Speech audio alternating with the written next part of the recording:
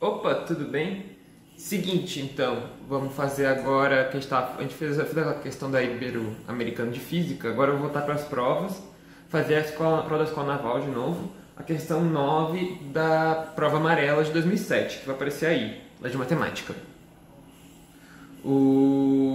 Que é de polinômio, basicamente, e envolve um pouco de PA, porque tem que fazer uma soma de PA, mas é polinômio, basicamente, a questão.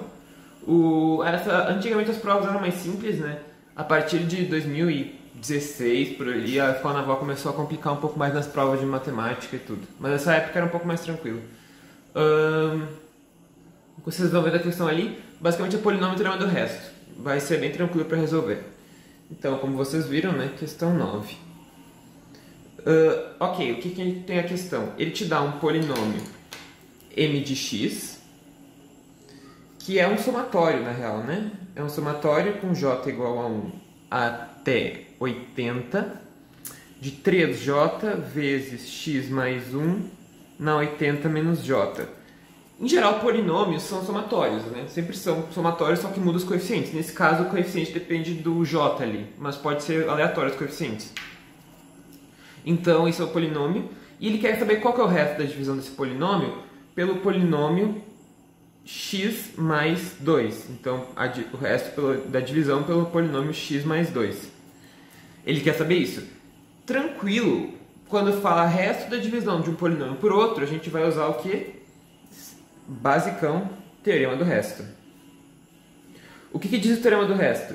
Ele diz que o resto da divisão de um polinômio por outro, a gente pode garantir que o resto do fator que zera o polinômio divisor, o polinômio dividendo, que seria o menos 2, ou seja, a raiz, é igual ao m de menos 2. Por quê? Porque do teorema do resto, ele vem da expansão euclidiana do polinômio, que é que o m de x ele é igual ao d de x vezes o quociente de x mais o resto de x. Se a gente botar a raiz aqui, então se a gente botar o menos 2 aqui, vai ficar d de menos 2 vezes q de menos 2 mais r de menos 2. Isso aqui, como é zero, vai zerar esse termo e a gente vai ter que o m de menos 2 é igual ao r de menos 2. Por isso o teorema do resto é assim. Só que tem mais uma parte do teorema do resto. Assim como o algoritmo euclidiano da divisão em números inteiros, para o polinômio também existe. E a gente pode garantir que r de x não é que nem no algoritmo euclidiano que a gente diz que o número é menor do que o divisor, mas o grau de r de x é menor do que o grau de d de x, do polinômio dividendo. O grau tem que ser menor para não ter mais divisão depois, que nem quando tu faz uma divisão normal. Como o grau do d de x ele é 1, então isso aqui é 1, então o grau do r de x ele é automaticamente menor do que 1. Se o grau do r de x é menor do que 1, o grau de r de x automaticamente é igual a 0. Ou seja, o polinômio ele tem grau 0, então ele é só um número. Então a gente pode dizer que r de x é igual a uma constante b. Ele é uma constante, não tem termo x, porque é o único grau possível. Aí essa constante pode ser 0 e não ter grau, né? Mas se ele for um número diferente de 0, ele tem grau 0. Tá, então com isso, a gente já sabe que nosso r de x ele é igual a uma constante b. Ou seja, o valor r de menos 2 é igual a b. Basta achar r de menos 2. E como r de menos 2 é igual a m de menos 2, basta achar o m de menos 2. E a gente vai usar o polinômio para isso. Bem, daqui, então, nós vamos achar agora m de menos 2, que vai ser o somatório com j igual a 1 até 80, do 3j vezes menos 2 mais 1 na 80 menos j. Então, m de menos 2 vai ser igual. O 3 eu posso pôr para fora porque é uma constante multiplicando o somatório. Ele pode ir para fora do somatório tranquilamente. j igual a 1 a 80 de j vezes menos 2 mais 1 é menos 1 na 80 menos j. O que acontece? Esse menos 1 ele vai fazer com que o j fique mudando de sinal. Quando o j for um número ímpar, o expoente vai ser ímpar e, por consequência, isso aqui vai ser negativo. Quando o j for par, o expoente vai ser par O expoente aqui vai ser par e vai fazer que fique menos 1 elevado num par, que vai ser positivo. Então, eu vou fazer o seguinte, eu vou separar esse somatório em dois casos. O caso que é positivo e o caso que é negativo, que vai depender do j, se o j é par ou ímpar. Então, eu vou dizer que meu m de menos 2 vai ser igual a 3 vezes. Vou fazer dois somatórios. O primeiro, vou fazer com i igual a 1 até 40 de 2i. Ou seja, esse é o caso par.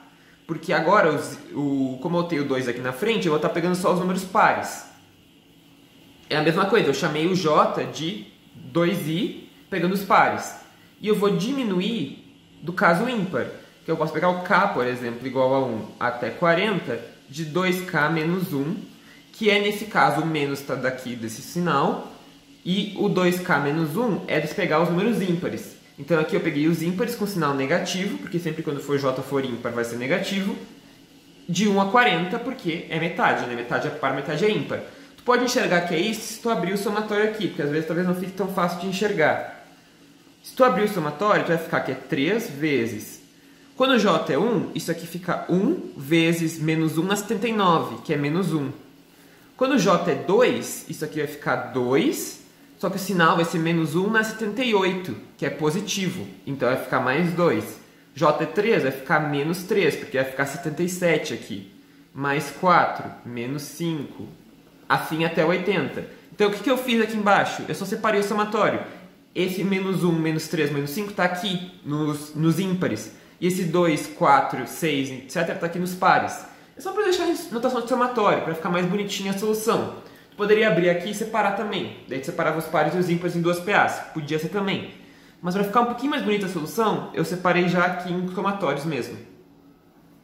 Então vamos continuar. M de menos 2. Desculpa. Isso aqui é uma PA de razão 2 e primeiro termo 2 e último termo 80, que é quando i é igual a 40. Então a gente tem, pela fórmula da PA, né? Isso aqui é uma PA e isso aqui também é uma PA. Os dois são PAs. Pela fórmula da PA, isso aqui vai ser o número de termos, que é 40, vezes o primeiro termo, que é 2, mais o último termo, que é 80, dividido por 2.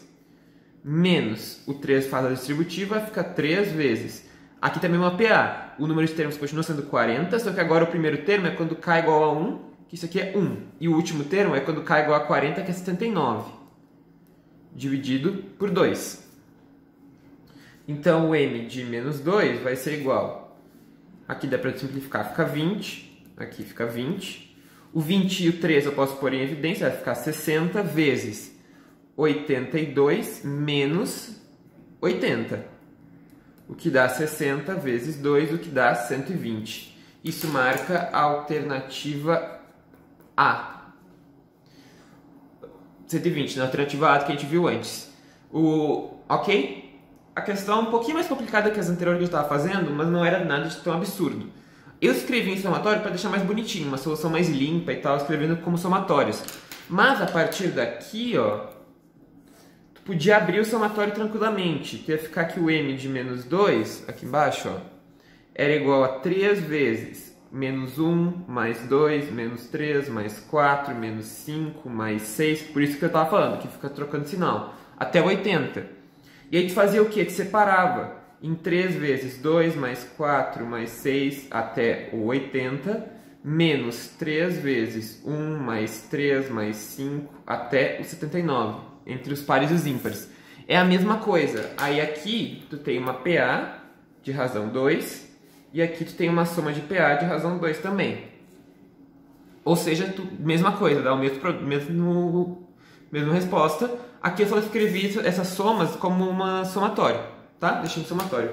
Mas é isso, questão 9 da prova azul, da prova amarela da Escola Naval de Matemática 2007, resolvida. Se gostou do vídeo, curte, comenta, compartilha, se inscreve no canal, ativa o sininho para receber notificação quando vem vídeo novo. Na descrição do vídeo eu deixo e-mail para quem tiver interesse em aula particular. E é isto. Um abraço e até a próxima. Valeu!